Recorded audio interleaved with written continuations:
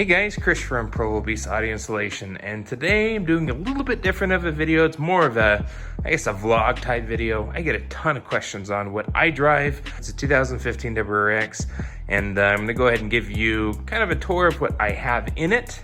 I actually have plans to change it, so over the next couple of videos, what we're gonna be doing is pulling out most of the stuff here and slowly doing some upgrades here and there. So I guess let's go ahead and get started.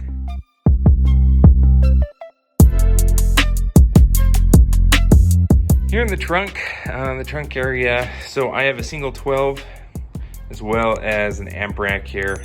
We'll look at the amp rack. This is actually what I'm going to be changing up here. I built this amp rack out of MDF and just cut it to fit the shape of the side here. It actually fits in really good. I got my crossovers for my front speakers up a little bit higher. We got a 5-channel Sundown amp, as well as a battery and a couple of fuse holders back behind this amp board because there is a pocket there.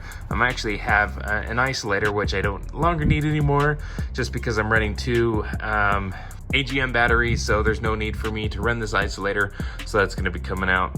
But I actually, probably to a lot of people's disagreement, I'm going to be pulling this all out, and at some point I'm going to be adding a second 12 just on this side, and we're going to be installing 2 amplifiers inside the car underneath the seats, just to change things up a bit.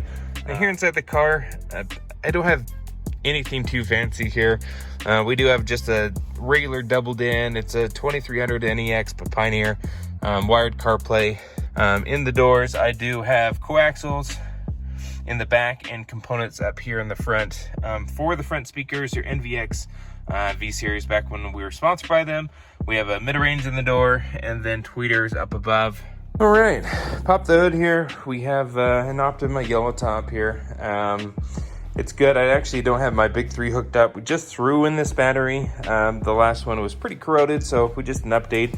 I have some battery terminals that we still need to put in, but I was holding off until we did this update. So I have a big 3 going to the alternator. This is all 1/0 OFC NVX cable. So we have a fuse for the alternator there up underneath the cover there. We have some aluminum bus bar type battery terminals that are going to go here, as well as on the negative. And then we have another fuse up underneath this kind of side fender beauty panel, and NVX 1/0 going all the way to the trunk. It's OFC wire. So